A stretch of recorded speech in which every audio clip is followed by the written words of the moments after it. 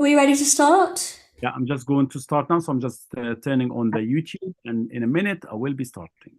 I will let you know. Okie dokie.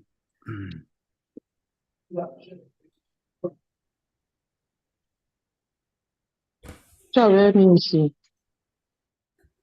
Quickly. Mo, are you happy? I'm happy. Yeah. So that's Okay. Sorry for the Just delay, give a second. everyone. Yeah. Let's start. Okay, sorry for the delay, everyone. We had some technical issues which Mo's been trying to sort out. Welcome to this evening's webinar, which is hosted by the African Society of Regional Anaesthesia. For those of you that don't know me, my name's Becky Marsh, and I'm a UK anaesthetist and the founder of the This Girl Blocks campaign.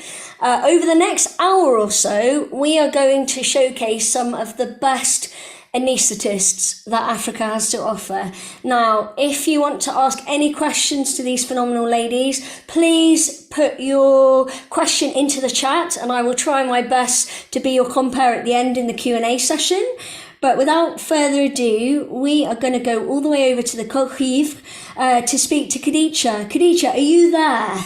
Please tell me you're there. Yes, I am. Good evening. Hi. So, Khadija, in true Female Friday style, we are going to ask you, what's your name, where do you come from originally, and where do you currently work? The floor is over to you. I am Kone Khadija, also known as Kadi. I am Ivorian from Côte d'Ivoire, and I work at CHU of Treichville. It is an university hospital. Okay, so I believe you've made a little tiny presentation about your life in the Côte d'Ivoire. Do you want to share your screen for us? And I'm going to leave you to it.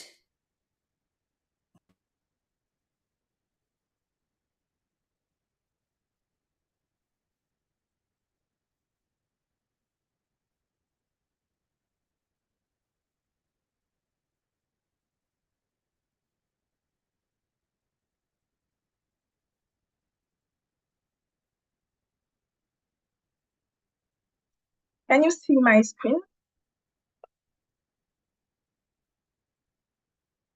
Hello.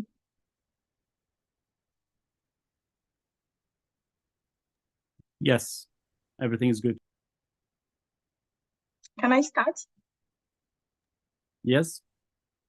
Okay. Good evening, everyone.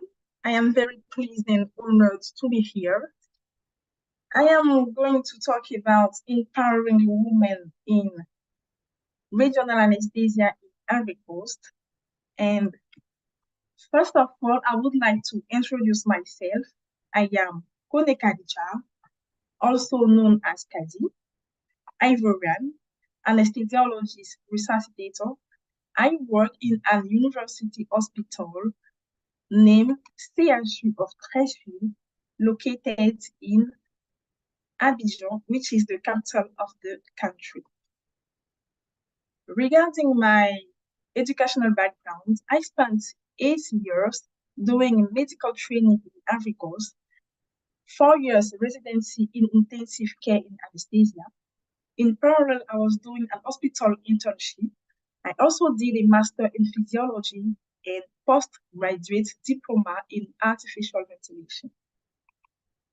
My daily tasks are articulated around 3 activities, 3 main pillars: teaching, research, and clinical care. I practice anesthesia 2 or 3 times a week according to the program, and my duty with my colleagues is to supervise activities in the operating room. We have 7 operating rooms, 5 for scheduled surgeries, 2 for urgent surgeries, and we do proctology, pediatric, orthopedic, visceral, and plastics. We have an average of 10 to 15 surgeries by day, and other days I am working in intensive care units. I didn't do a lot of regional anesthesia during my residency, but we got recently a an ultrasound machine, and we currently perform axillary block, caudal anesthesia, penile block, penile anesthesia, supraclavicular block, and femoral block. My favorite one is axillary block because it is the first one I learned. And also, I appreciate that the patient is awake during the procedure. I think it may be a good experience for him. After introducing myself and my activities, I'll give an overview of all the female anesthesiologists in Ivory Coast and the challenges they face. It is worth mentioning that the overall number of physicians and anesthesiologists in Ivory Coast is very low. Indeed, according to the World Health Organization, the ratio of physicians in Ivory Coast is 0.16 for 1,000 inhabitants. And according to the Ivorian Society of Anesthesiologists, there is a total of 145 anesthesiologists for all the country. Out of them, we have 23 women. So women represent 16% of all the anesthesiologists in Ivory Coast. Here are some images of the team attending to Congress. With regards to challenges faced by female anesthesiologists in a resource-limited country, like in Ivory Coast, the main ones are work-life balance. In fact, it is difficult to balance a demanding career with a personal life. I think having this level of activity and become also a spouse or a mother, it is difficult to balance. We see an improvement in working conditions in Ivory Coast, but I think there is a few lines to cross. There is also a challenge, scarcity of medical supplies and equipment, which impacts quality of care. Limited training restricts professional development. Excessive workload leads to burnout and stress. Cultural gender biases hinders professional respect and advancement. There is also a lack of female role models and mentors in anesthesia. For example, in Ivory Coast, we are still waiting for our first associate or full professor in anesthesia.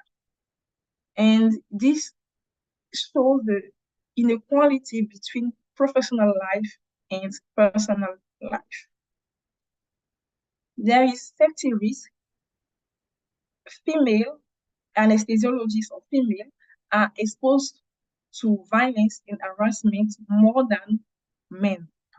Work isolation also is a challenge because anesthesiologists often operate in solitary conditions. There is also a lack of necessary information for optimal and a stressful condition can be uncomfortable for women. However, there are potential actions to prevent or to overcome the challenges we are listed. There is collaborate with international bodies for resources and training, as ASTRA is doing, create networks for support and professional growth, highlight the role of female anesthesiologists to garner support, push for policy changes to ensure gender parity, allocate more resources to healthcare, infrastructure, and supplies, establish protocols to protect against violence and harassment. In conclusion, I can say that I am satisfied of my training, my career, and my work environment. Nonetheless, we acknowledge that there is a low number of female anesthesiologists facing several challenges. Fortunately, there are solutions to address them. And I think personally that empowerment is a continuous and endless process. And with AFSHA, we started this exciting journey. Thank you.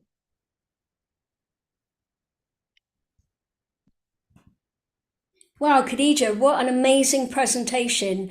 The thing that really struck me was the lack of female representation in Ivory Coast anesthesia. Why do you think that is? Why do you think that so few women want to be anaesthetists? First of all, anesthesia were known like a difficult specialty. So women in Africa, first, they want to have a personal family. A personal family success is a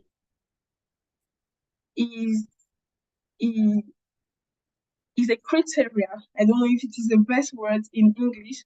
In French, it says the criteria of happiness in Ivory Coast, in Africa. When you have your husband, your child, your children, you send them to school, you have a family life, it is a sign of happiness in Africa. So people, I think, first don't want to do difficult job. Women don't want to do difficult job. That's why they don't choose this specialty. Okay, sounds incredibly cultural. And do you have any idea what the numbers of women in medicine are in the Côte d'Ivoire? I didn't hear. So we say that there's a lack of representation of women in anesthesiology. Do you think there's a lack of representation of women in medicine in general, or do you think it's an anesthesiology problem specifically? I think it is in anesthesiology specifically because there is a feminism. There is plenty of women now who are doing medical training, but they don't choose anesthesia. They prefer to be ophthalmologist or do something less time consuming. Yeah, I get that. And I think that if you look, certainly patterns in the UK are very similar, that we only have 38% female anaesthetists or anesthesiologists, whereas other subjects perhaps are deemed to be more family and more female friendly. I have another question for you. I was quite interested about your comments about workplace violence as a female anaesthetist. Is that, I'm guessing, from your patients and not your colleagues? Because we've recently had a study out in the UK to say that female surgeons are often targeted by their colleagues for sexual assault, etc. So I just was wondering whether that was your patients or your colleagues that you found were aggressive towards you. I didn't get the question. Oh, sorry. Okay, I'll repeat myself. Sorry, I'm probably too fast and too English. You talked about workplace violence, Yes. being a female anaesthetist. Is that from your patients or from your colleagues? No, it is from the parents of patients. Okay. Because in anesthesia, the patients sometimes they are not violent. It is the parents. Sometimes they want information, they want things to be done quickly. There are so many reasons. And when they are in front of a woman, they know that the woman cannot react. So they are quick to slap. And in our culture also, a woman don't have to talk to a man in front. So when they see that a woman is talking to them like they don't want, they just are quick to sometimes to be violent. I see. And one final question. You talked about often not having resources, equipment, machines, I guess. And you talked about your favorite block being the axillary block because you can do awake surgery. And I'm guessing in low resource settings where you struggle to find equipment, that's advantageous to be able to do that awake. However, I'm interested. You did not mention the sciatic block. Do you do any awake lower limb work in your hospital? As I said, we got the ultrasound machine like 2 years ago, and we are now learning regional anesthesia. It is new for us. So Okay. right now, what we are doing currently is at what I listed, axillary block and so on. Perfect. So merci beaucoup, Khadija. Can we get you to stop sharing your screen? And I'm hopeful that Ikor will be on the line. Now, Ikor is an anaesthetist from Ghana. However, I believe on good, what's the word? On good faith that she's currently in the UK. So I could have brought her around to my house for a cup of tea to do this. But so if we can get you, Khadija, to stop sharing your screen. And Iko, are you there? Yes, I'm here. Okay. Do you want to start sharing your screen with us? Yeah.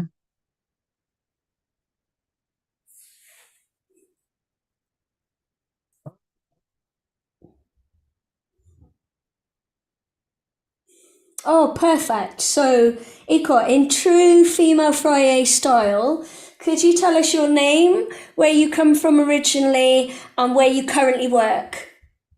Good evening, everyone. I'm Oluwayemisi Iko. I'm a Nigerian, and I work presently in Ghana with the University of Cape Coast Medical School. Presently,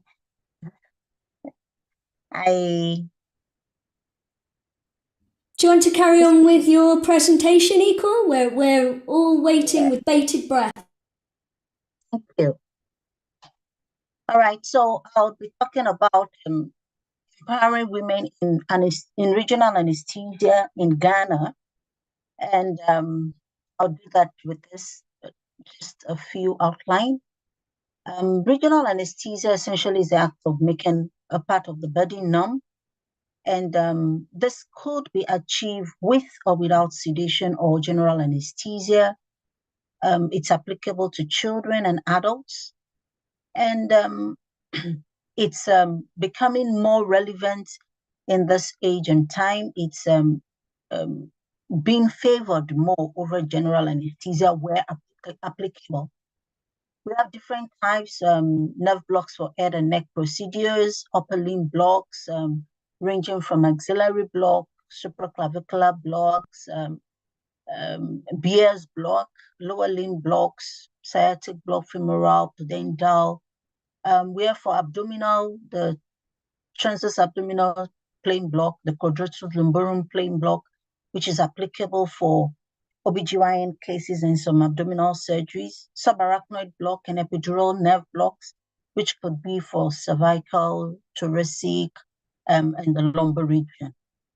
The advantages of regional nerve blocks is essentially because it reduces airway and respiratory. Dr. Ikor, just can you just do the slideshow, because it's you haven't started the slideshow. Just do the slideshow. All right. Sorry.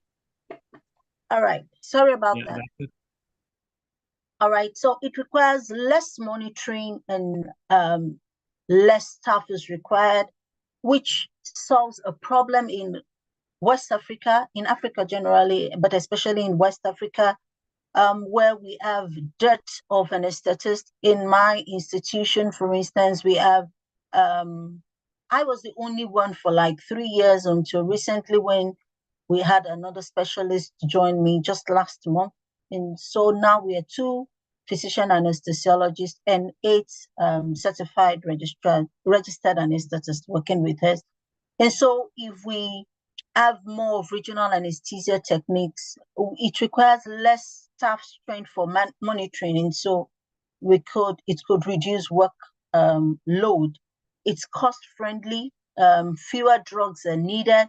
It allows for early ambulation for our patients. It provides or it's been found to cause reduced blood loss. However, it requires a lot of training, and it requires a lot of training essentially for us to be able to do it. In my facility, like I said earlier on, we have 400 beds and 6 theater spaces. And we serve neurosurgery, maxillofacial surgery, burns and plastics, orthopedic surgery, general surgery, urology, pediatric surgery, obstetrics and gynae, with just this few number of people. And presently on ground, the 2 anesthesiologists, the 2 physician anesthetists are females, and we have 18 CRAs. And in the whole of Ghana, we have just 110 anesthesiologists covering a population of 32 million Ghanaians. And so we see that it's a huge work. It's even the population is getting worse, or the statistics is getting worse, with people migrating out of Ghana to the Western world for greener pastures and for training and for other reasons. And so the workload is huge, and the burden is high. And just like my counterpart said, the Khadija mentioned earlier on, it's applicable in Africa generally. Everybody wants a family. And so for females in anesthesia, it's more demanding having to stay in the theater for a longer time. And so this is one of our cases. This is us doing a thoracic epidural for an upper abdominal surgery in a patient with lung cancer, and we didn't want to put to sleep. So we were doing a thoracic abdominal, a thoracic epidural for this patient. And it also suffices for pediatric. So this is a picture of us doing pediatric spinal for surgeries below the umbilicus for children. And it's been found to even be safe in neonates. And when you do this, you really do not have to intubate them. You really do not have to. Sometimes you don't even have to put on oxygen. A lot of times they don't require oxygen. They lie there calm for their procedures once the block is in. And it's been found to be very beautiful. And like I said, with the advantage, it's pretty cost effective and requires fewer or less monitoring. For Africa, regional anesthesia is like a new thing. It's just coming. And so we need increased opportunity for skill acquisition. We need to establish bilateral relationships between institutions that are well established with doing regional blocks and institutions that are not doing it, to facilitate exchange programs for anesthesiologists to acquire the skills and bring it, considering the peculiarity that we have in Africa in terms of manpower. And then there is need for collaborations for Africa-based researchers in regional anesthesia. Thank you. Wow, Ekul, what an amazing presentation. The first thing that springs to mind is absolute girl power, that the only two anaesthetists are actually ladies. So well done to you. And can I just clarify that you said you were the only two physician anaesthetists for 32 million people in Ghana? No, I said that in my facility, we are just Okay. 2 female anesthesiologists there. But Wow. in all of Ghana, we have about 110 physician anesthesiologists, serving the 32 million population of Ghana. Okay. They're still not very many though, No. quite frankly.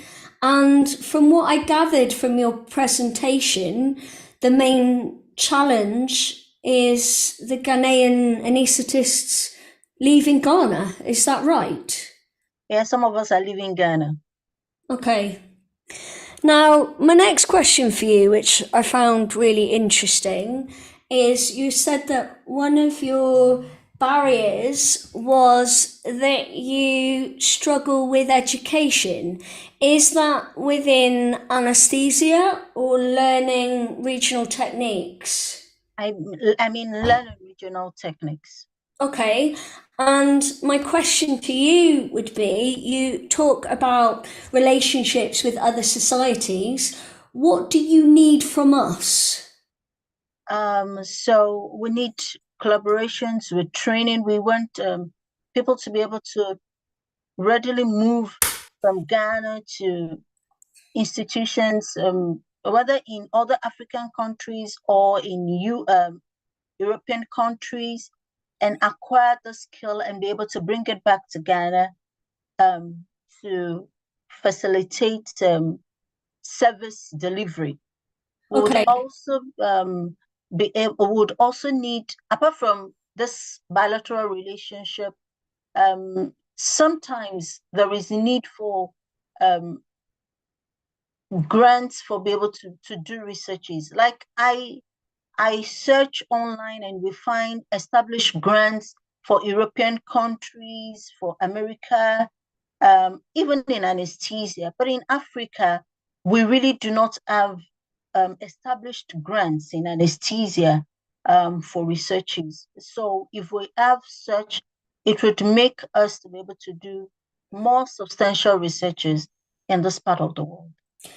And from the point of view of exchange of knowledge and education, would you find it more beneficial having, say, a sabbatical coming to a different country, or would you find it more beneficial for people to come and visit Ghana and share their educational experiences with you? I think looking at it bilaterally will be good. In Ghana, we don't have, some institutions don't have enough equipment. And so if people from Ghana can move to other countries and see newer equipment, how things are done, and bring it back, and if people from other countries can also come in and demonstrate it, because everybody in Ghana can't go, definitely. So if someone out of the country comes in and brings the skill to Ghana, then it can actually demonstrate it to a larger population. But if we also are able to move out of Ghana, and then we can see more gadgets being used and we can bring them back. Gadget, nerve stimulators, ultrasound machine. Personally, in my hospital, I have one ultrasound machine serving 6 suits. Okay. Yeah. Yeah, that's not too good. Yeah. And it's, I guess, about translating the models that we have for regional anaesthesia into something that's workable for the anaesthetists of Ghana. There's no point in us pretending that we can give you all the resources in the world when that's probably not realistic. Absolutely brilliant talk, Iko. Can I get you to unshare your screen? We are now, hopefully, if she's no longer stuck in a traffic jam, going all the way over to the Cameroon to meet Lionel. Lionel, are you there with us now? I'm hoping that you're at home and no longer in the car. Hi, Becky. I'm here. Hi Lionel, how are we doing? I'm really glad, team, because we were about to interview Lionel from her car because she was stuck in a traffic jam. But I'm glad to see that she's now at home. So, sweetheart, would you like to share your screen with us? And in true female Friday style, tell us your name, where you're from originally, and where you currently work. Thank you.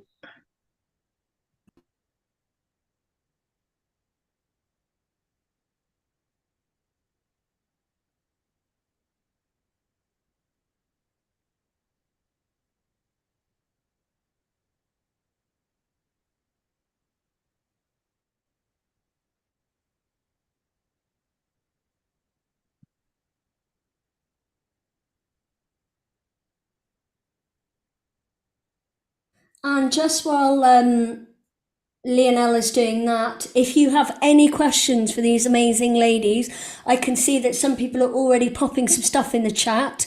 Put your questions down and we will try and answer them at the end. Right, over to you, Lionel. Okay. Uh,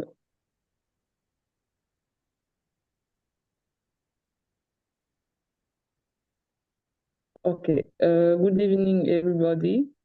I'm Lionel Chokam. I'm a consultant anesthesiologist in Cameroon. I will present my personal experience to show the empowering of women in my country. I've done my medical schools in University on Montaigne, based in the west of Cameroon, yeah, and the postgraduate study in Yaoundé. And I have graduated in 2020. Actually, I'm working since 2021 in an emergency center of Yaoundé. It's the only emergency center of the town. And we manage most of the time. We have medical emergency, neurosurgical, neurocardiovascular emergency, and other medical emergency. We have also surgical emergency, which is most of the time trauma surgery. There is 2 operating rooms actually, and we have 4 anesthetists, 2 women, and the only 2 of us are practicing ultrasound regional anesthesia. And another of my activities is that I'm a humanitarian. I'm volunteering in mini surgical campaign and medical campaign. Most of the time, I'm working with a local NGO called Ascovim. It is an NGO who is existing in the country since about 15 years. We are doing a surgical campaign in the rural area every week during the weekends, 1 day. And this is some of the pictures of our activities. We are really working in the drastic conditions. And it is during those surgical campaigns that I have one of my stimulation or inspiration to start doing increase my activity in regional anesthesia, because you know that when you are in rural area, it's very difficult to perform general anesthesia. And also another of my activities in the stimulation and educations. I have been faculty in many different workshops with nurse, anesthetics, nurse of intensive care unit, and students, medical students. About the practice of regional anesthesia, based on the statistic of the Curie where I'm working, I can say that the practice is very poor. Most of the time it's spinal and epidural anesthesia, but the practice of peripheral nerve blocks is very poor in our country. And those statistics are the reflex of about most of the hospital in the country. What are the barriers that we have here in Cameroon? First of all, it's the training. In Cameroon, because of the low practice in different hospitals, which are teaching hospitals, you can end your training without learn peripheral nerve blocks. Most of the time, you learn epidural anesthesia, spinal anesthesia, but nothing about regional about peripheral nerve blocks. That is one of the most important barrier that we have here. Secondly, we have the insufficiency of anesthetists. There is about 0.18 anesthetics per 100,000 of populations. So most of the time, because of that, you know that when you have to do a regional anesthesia or a nerve blocks, it has to be the consultants, and you have about sometimes like 2 to 4 blocks to manage.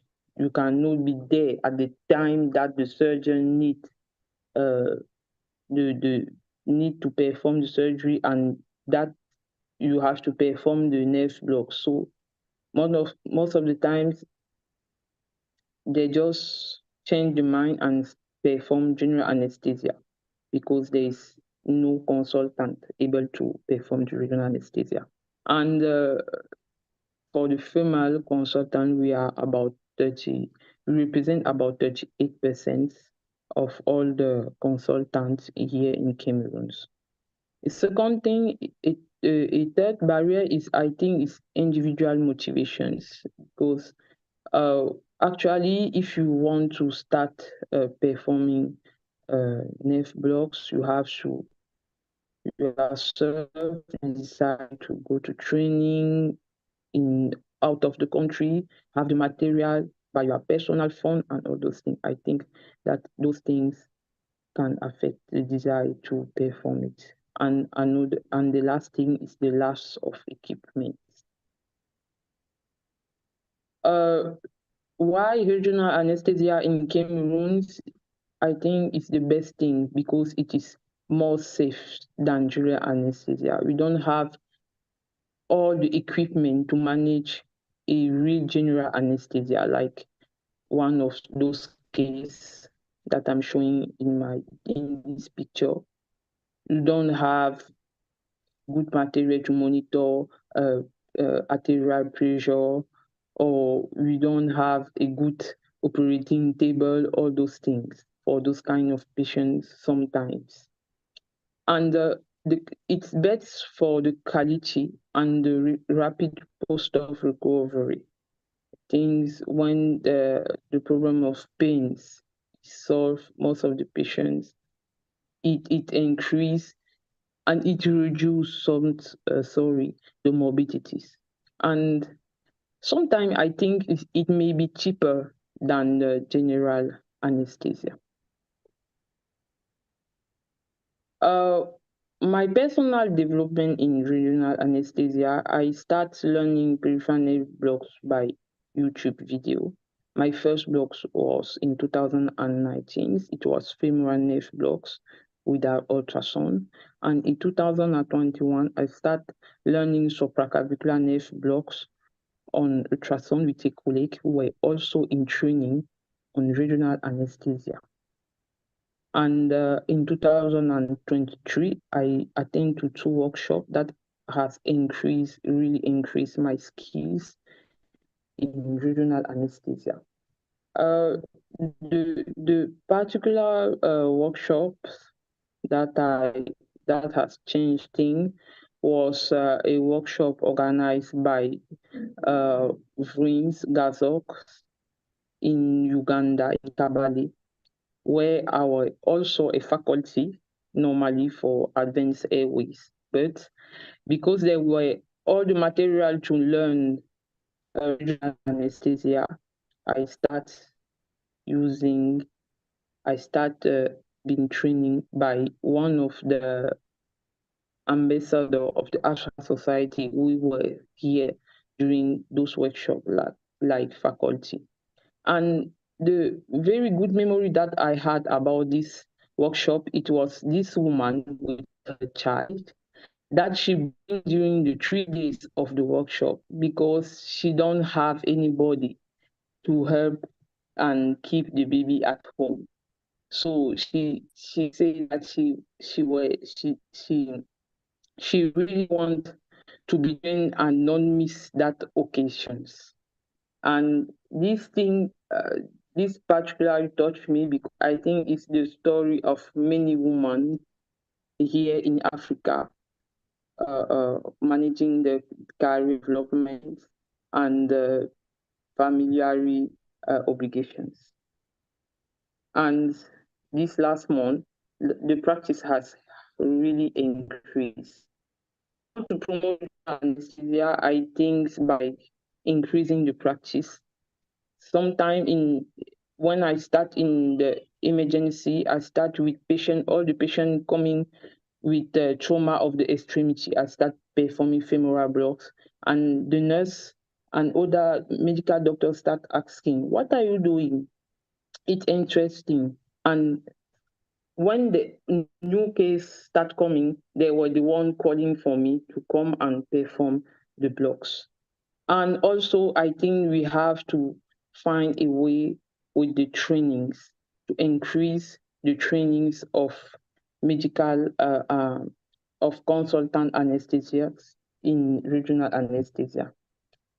How I'm involved, we are organizing workshops with GASOCs, RIMS, and ASCOVIMS in the January 2024, where we will start trainings local anesthetists interested in regional anesthesias. And the workshop will also be in Zambia, where I will also be a faculty. The barrier that we face is like the equipment. We need intralipid because we don't have it here in the country. We need better ultrasound device. And for the trainings and simulations, we need more local trainers.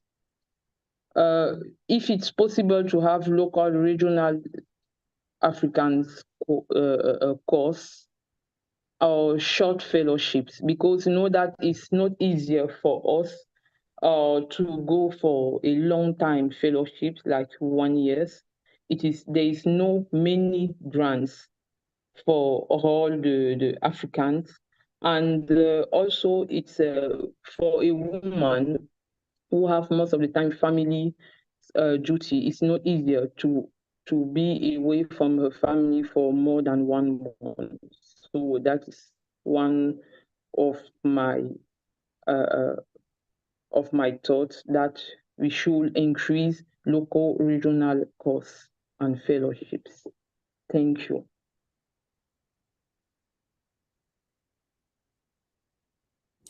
Lionel, that was absolutely amazing. I'm just going to put my video back on. Like the other two, I have a couple of questions for you.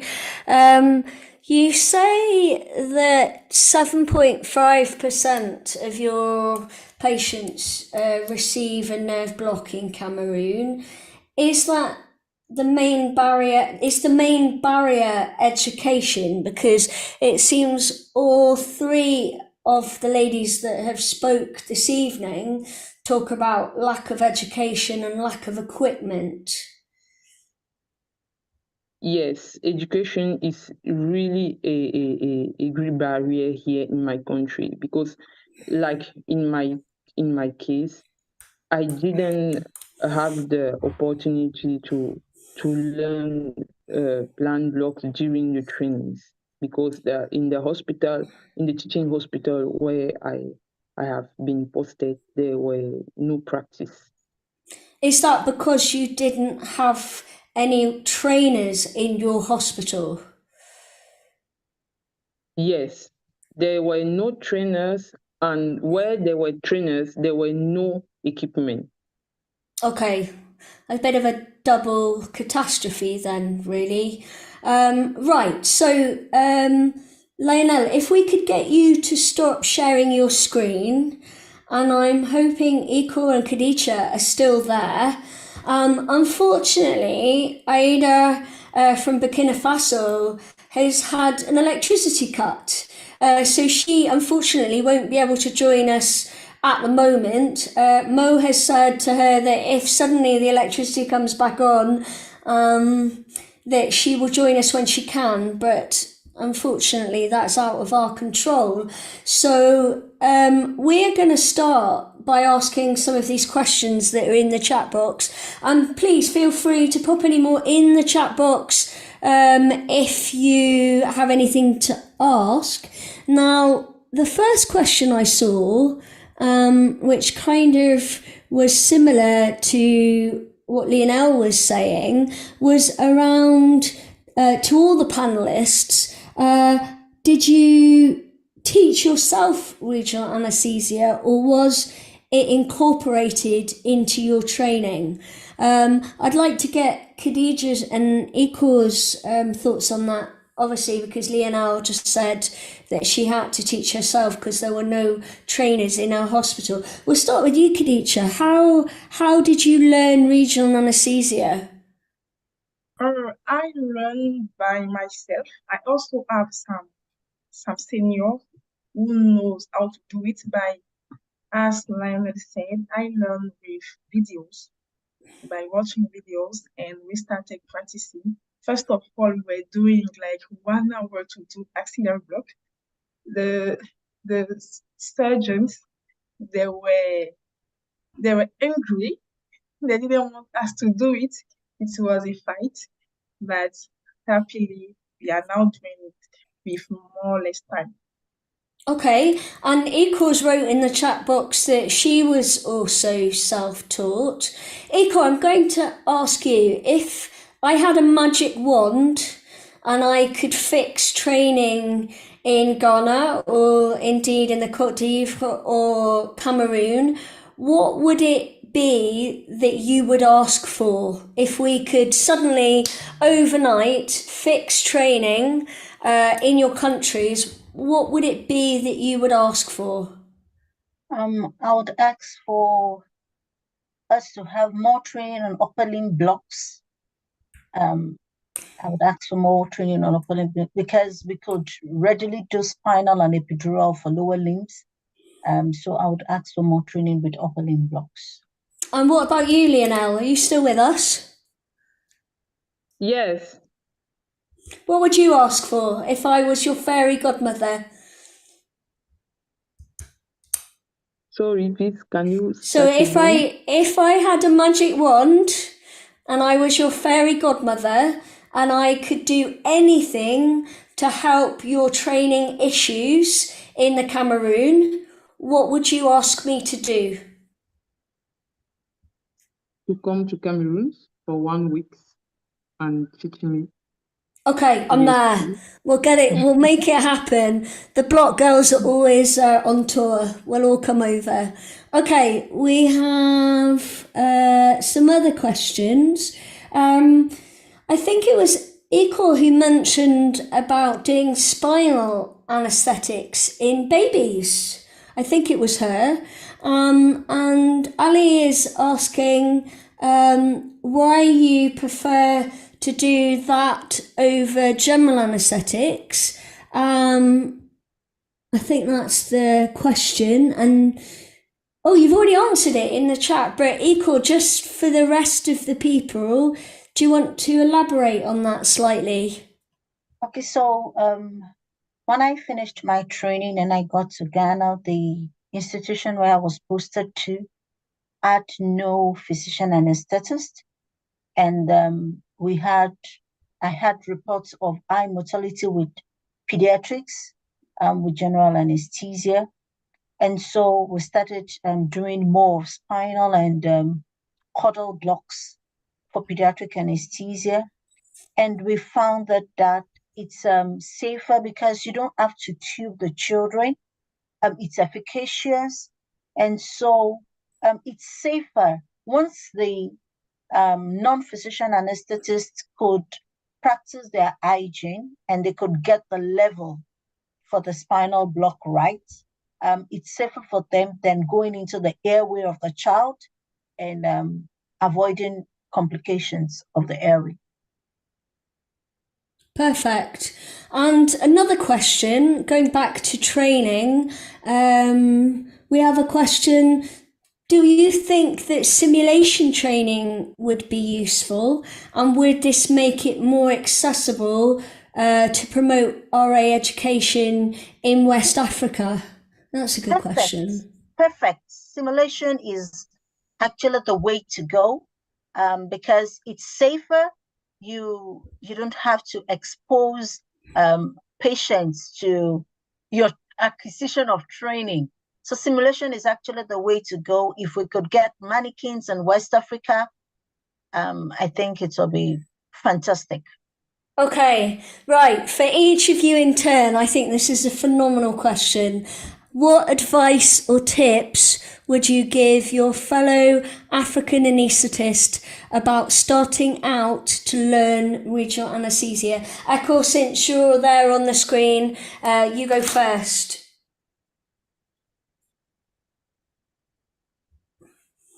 So that was what tips would you give your colleagues who want to start learning regional anaesthesia in Africa? Okay, so there are a lot of YouTube videos. Nysora has been very helpful. So there are a lot of YouTube videos right there that we could acquire skill from. And then if we have institutions around wherever you find yourself, you could pop in on your free days to go there and acquire the skill, because really hands-on can't be compared to watching. So even if you watch on YouTube, you need to practice for you to acquire the skill and be able to say. And then the fact that you don't get it once does not mean that you shouldn't try again. You keep trying until you perfect your skill on it. And what a brilliant philosophy that is. Khadija, what are your thoughts? Top tips for people in Africa starting to learn regional anaesthesia? What I can tell them is to never lose their enthusiasm, because when they will start doing it, they will face the surgeons, they will face even their own colleagues who want to go to do the surgery faster, and they have to be patient, they have to be very, very confident in them. Okay, and I guess this is where simulation could help. That practicing on simulators before doing the procedure on patients could be very useful, because I imagine it would be quite daunting to watch a video, teach yourself, and then effectively have to get on with it. Lionel, what's your thoughts on this? Now that I'm involved in simulation, what I can say is that start looking video on YouTube. You can have also applications, but you can start performing with chickens to know how, for example, follow your needles with ultrasound. You can use chicken meat or pork meals to start learning how to follow the needles, for examples. That can be really, I think, helping for the young. want to start. Yes, there are some very good meat simulators, let's put it that way. So, unfortunately, no one is presenting from Nigeria tonight to answer a question in the chat box. I'm sure Mo will find an amazing lady Nigerian regionalist for us to chat to next time. And we're really sad that Aida couldn't make it because of an electricity cut. So, hopefully, that means we'll have to do a part 2. With lots of other ladies from around Africa. So if anyone's got any more questions, we can pop them in the chat box. But just one final question, ladies, from me. What inspired you to start regional anaesthesia? Because certainly when I talk to many women around the world, they find it quite hard. So one thing I always ask them is what inspired them to pick up a block needle? And since you're there, Lionel, you can go first. First, like I say, it's during the surgical campaign that we're doing with the NGO that we have so many difficulty with general anesthesia, and there were sometimes many patients that could benefit of the surgery, but we were not able because we were not able to perform general anesthesia. Perfect. That made me think increase it for me in regional anesthesia to be more efficient during the surgical campaign.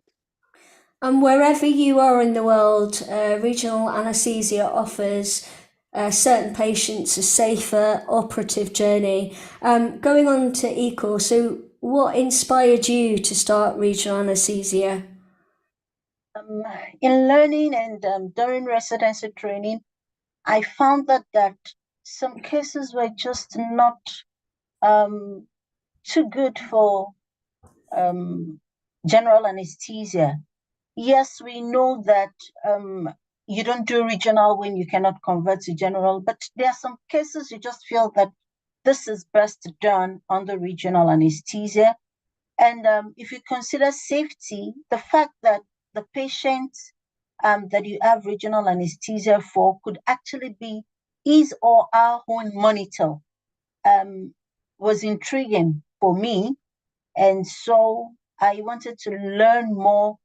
And then another thing is for regional anesthesia techniques where you could leave in catheters, I found that you could manage pain better and then have less or reduced dose of opioids in this group of patients.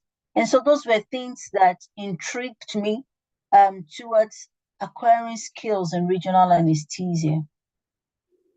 Perfect. And finally, Khadija, what inspired you to become a regional anaesthetist? What inspired me was patient support, because our title is anesthesiologist. So we have to make sure that the patient is comfortable after surgery. What I like in regional anesthesia is the fact that the patient can be comfortable, can have a positive experience of the surgery.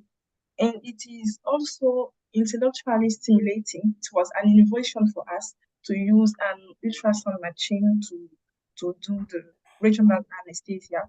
So I like also the stimulation. Perfect. Now, I don't seem to have any more questions in the chat box, so I'd like to say thank you very much for ladies for giving up your evening to join us, and I'd like to thank the African Society for the honour of being able to host tonight.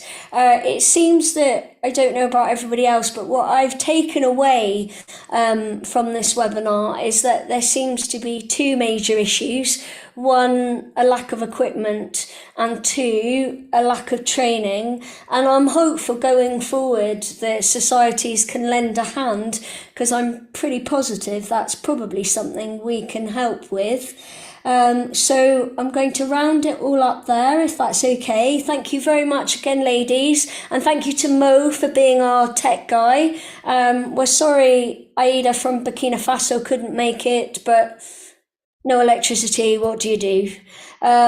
So we're going to end the webinar now. Thank you very much for coming and enjoy the rest of your evening. Thank you. Goodbye, Thank you so Becky. much for having us. Thank you. Bye. Bye.